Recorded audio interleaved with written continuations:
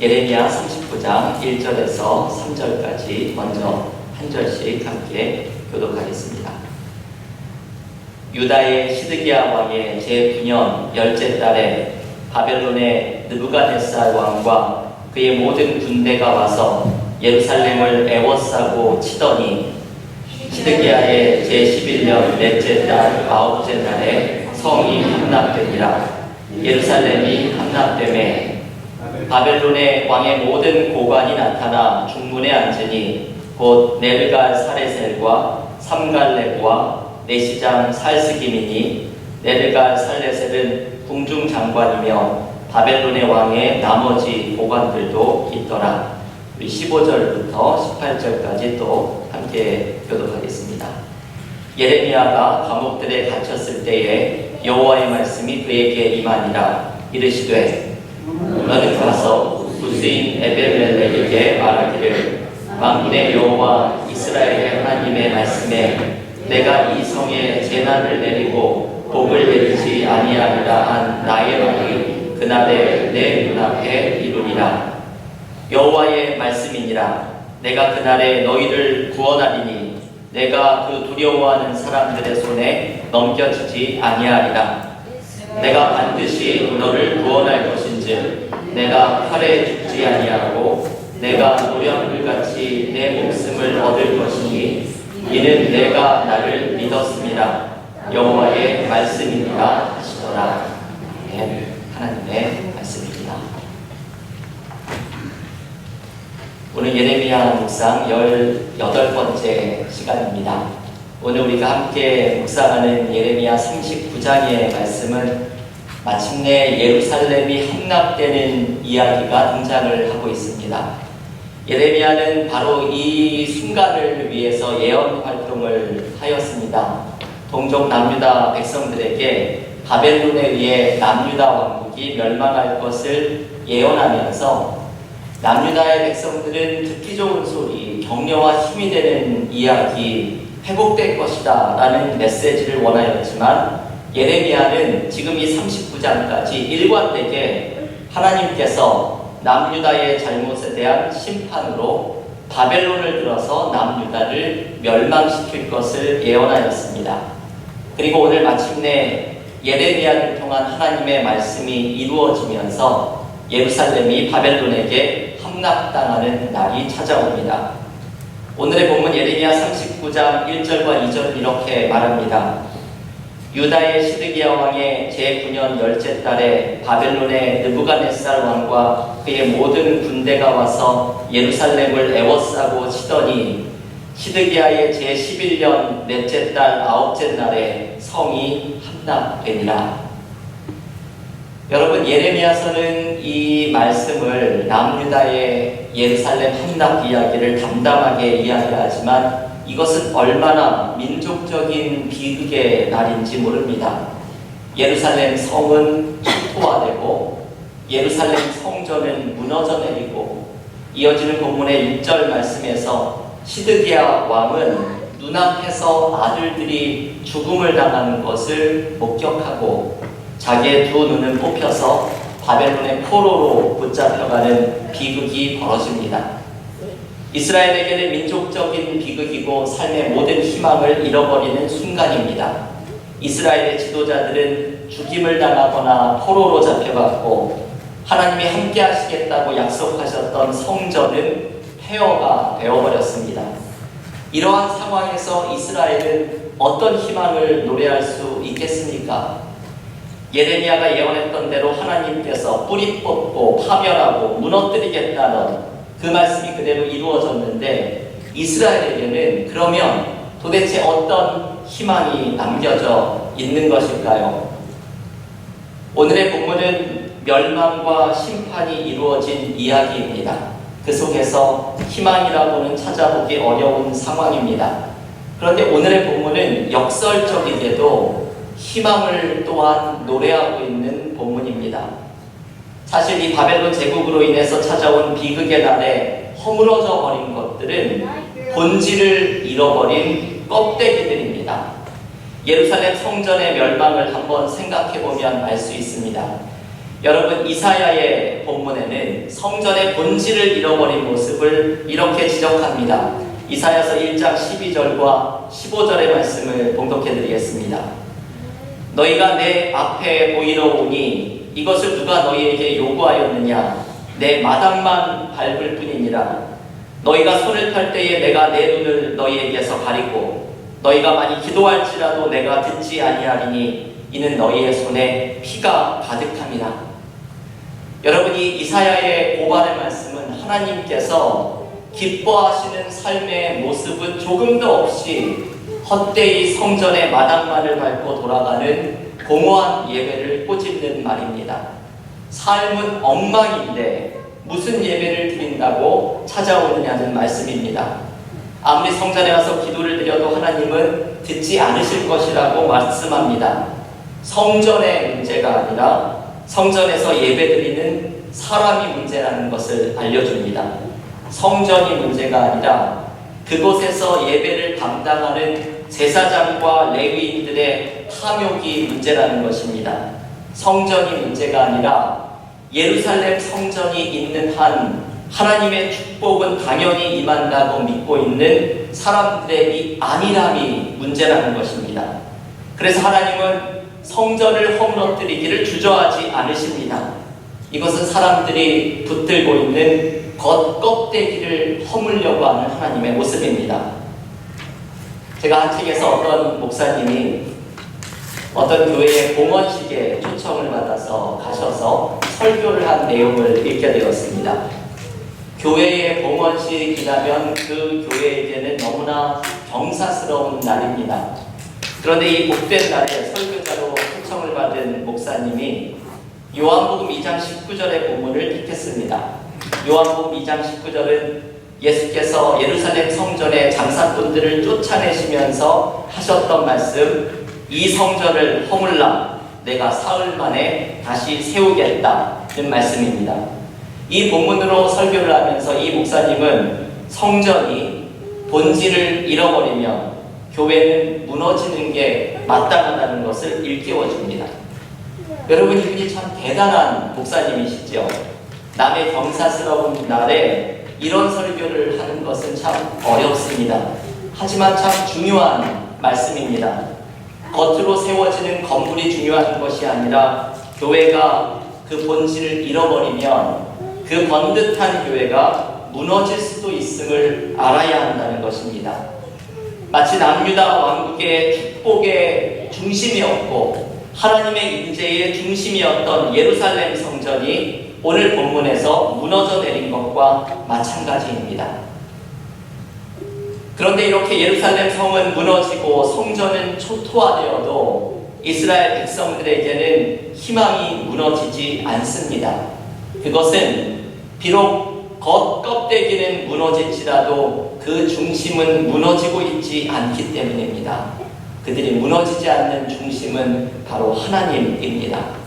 하나님이 뽑고 파멸하고 무너뜨리시지만 이것을 다시 심고 건설하고 세우시는 하나님이시기 때문입니다. 여러분, 이게 예레미야의 메시지이죠. 하나님이 뽑고 파멸하고 무너뜨리시지만 이것을 다시 심고 건설하고 세우시겠다는 것이 예레미야를 통해 선포된 하나님의 말씀입니다. 모든 껍데기가 물러간 그 자리에 있는 중심, 그 본질이 되시는 하나님이 남게 되기에 이스라엘 백성에게 그리고 우리에게 희망이 있습니다.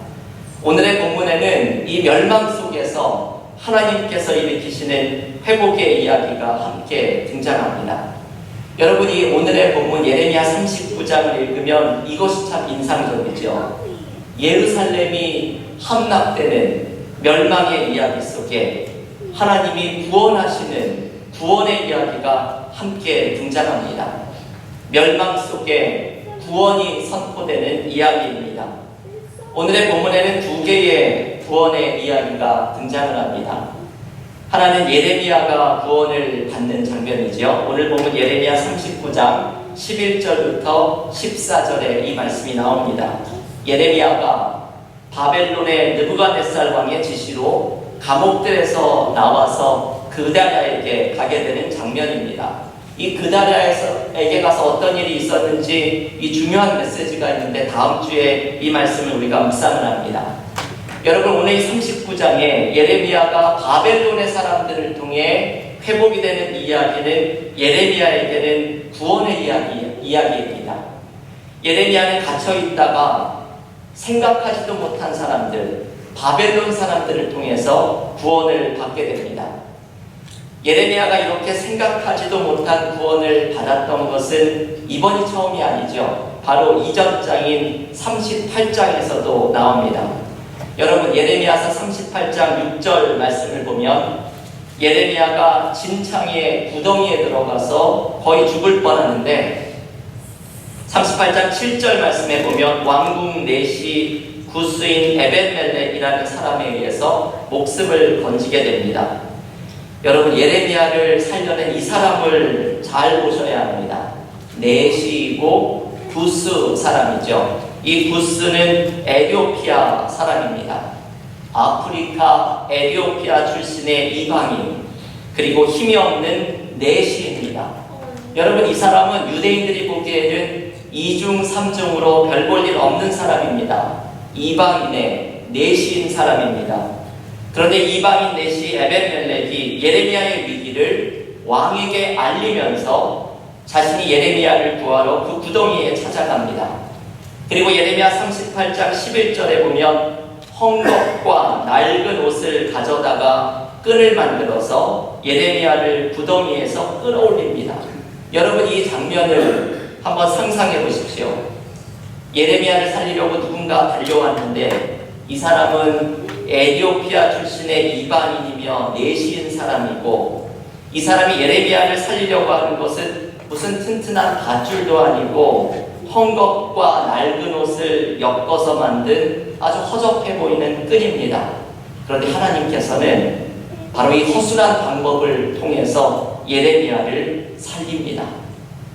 여러분, 하나님의 방법은 우리가 생각을 하지 못한 것일 때가 많이 있습니다. 38장의 이방인 넷이나 혹은 오늘의 본문에 바벨론 사람, 생각하지도 못한 바벨론 사람이 예레미야를 구한 것처럼 우리가 전혀 상상하지도 못한 사람을 통해서 하나님의 도움이 찾아옵니다.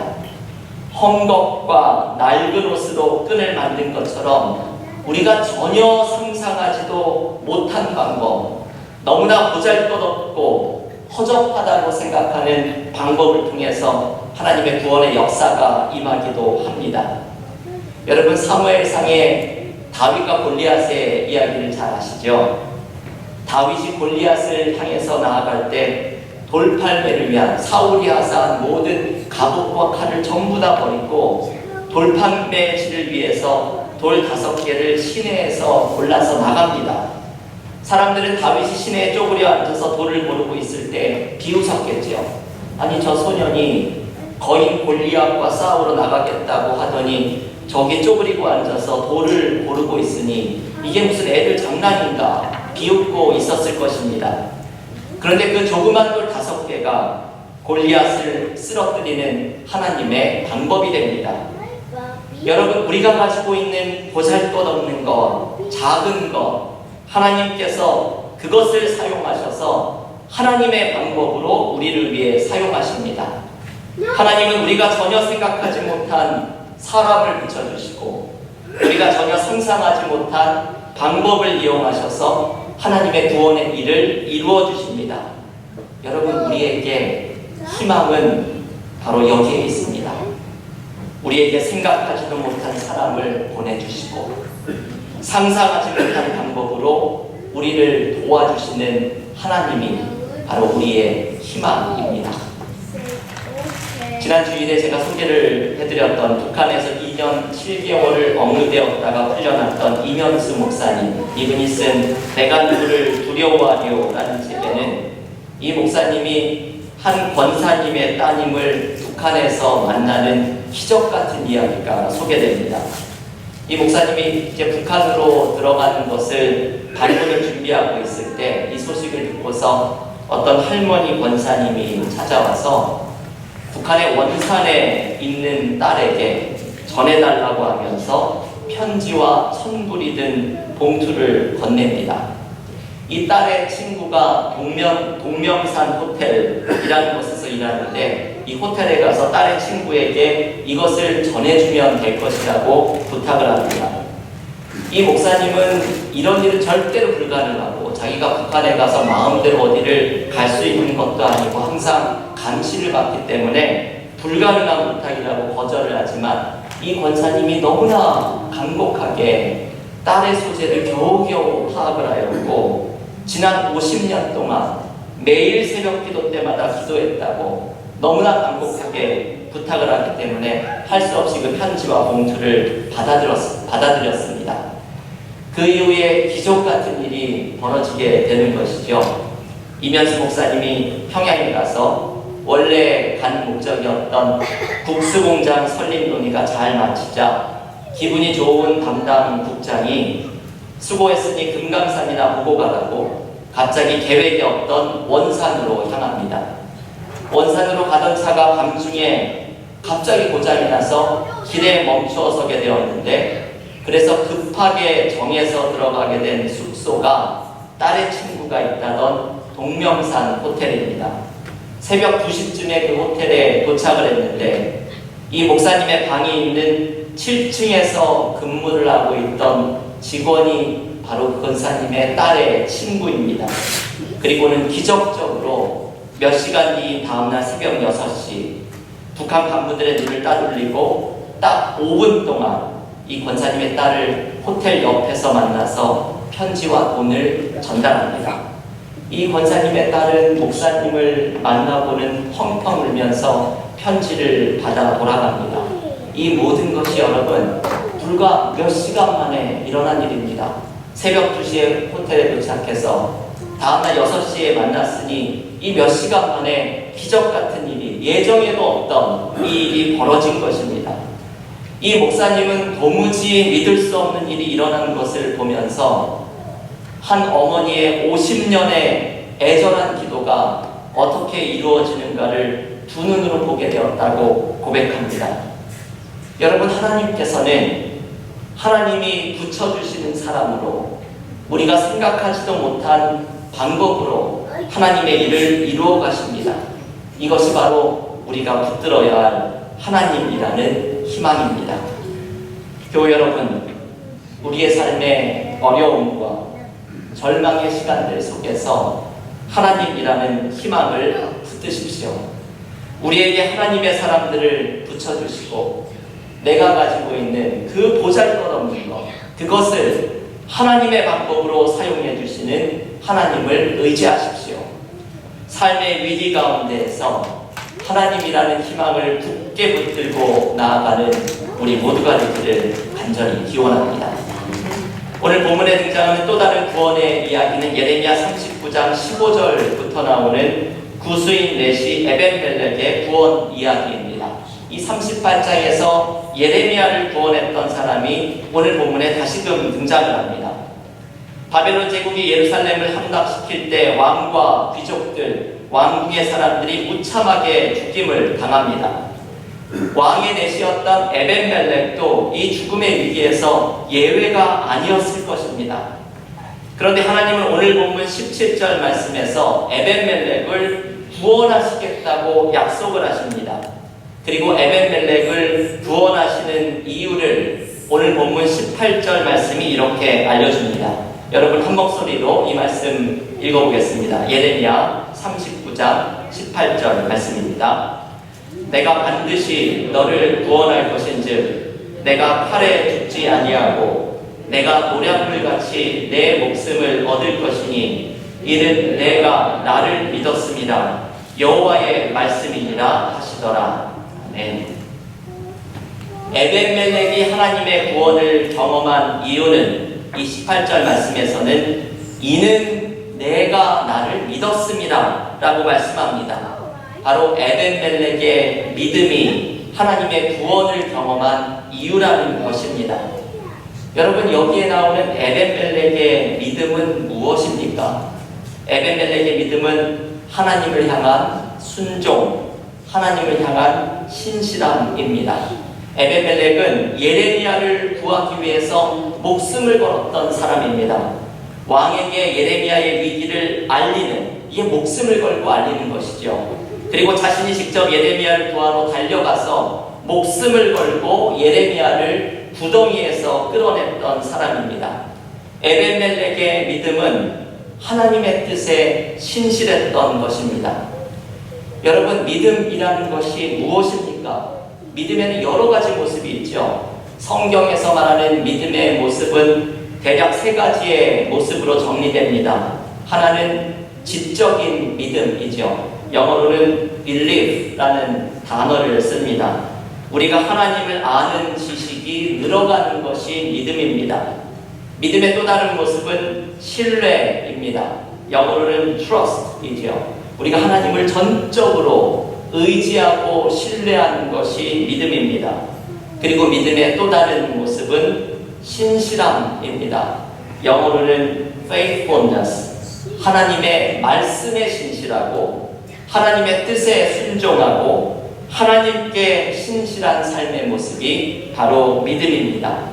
믿음은 이 세 가지의 면을 다 가지고 있죠. 지적인 면, 감정적인 면, 의지적인 면을 모두 포함해서 바로 하나님을 알고 하나님을 신뢰하고 하나님께 신실한 것이 바로 믿음입니다. 그런데 우리 그리스도인들에게 이 믿음의 모습에서 유독 어려운 것이 바로 이 세 번째 신실함입니다. 하나님을 아는 지식도 많고 하나님을 눈물을 쏙 빼가며 기도하면서 신뢰하고 의지하는데 유독 하나님께 순종하는 신실함은 우리에게 얼마나 부족한지 모릅니다.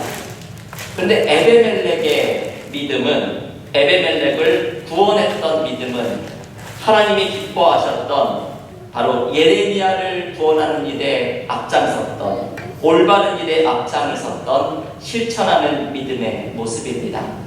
믿음은 바로 하나님께 이렇게 신실한 것을 의미합니다. 순종의 신학자로 알려진 디트리히 본헤퍼는 2차 세계대전 당시에 히틀러의 나치에게 저항하다 현장에 이슬로 사라졌던 분입니다. 이 본헤퍼라는 신학자가 이런 말을 하였습니다. 여러분 한번 이 말을 잘 들어보십시오. 오늘날 우리는 묻습니다. 아직도 교회가 필요한가? 아직도 하나님이 필요한가? 하지만 이 물음은 틀렸습니다. 우리는 오히려 질문을 받는 사람들입니다. 교회도 존재하고 하나님도 존재합니다. 그리고 하나님은 우리를 필요로 하십니다. 그러니 그분께 기꺼이 도움을 드리겠느냐? 우리는 이 질문을 받는 존재입니다. 여러분, 본헤퍼의 이 말을 깊이 묵상을 해봐야 합니다. 사람들 중에는 이렇게 말씀하는 분들이 있죠. 교회가 왜 이러냐? 그리스도인들이 왜 이러냐? 교회가 왜 필요하냐? 이런 질문을 던지면서 스스로 똑똑한 척 하고 있지만 사실은 우리는 질문을 던지는 사람이 아니라 질문을 받고 있는 사람이라는 것입니다. 우리가 받고 있는 질문은 하나님에게는 당신이 필요합니다. 당신은 하나님께 기꺼이 도움을 드리겠습니까? 라는 질문입니다.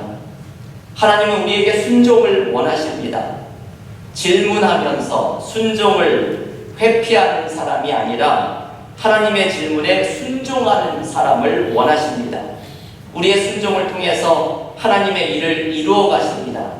하나님께 드리는 이 순종, 신실함이 바로 믿음입니다. 우리에게는 이 순종의 믿음이 없습니다. 우리는 하나님께서 나에게 신실하시기만을 바라지 내가 하나님께 신실한 것에는 관심이 없습니다.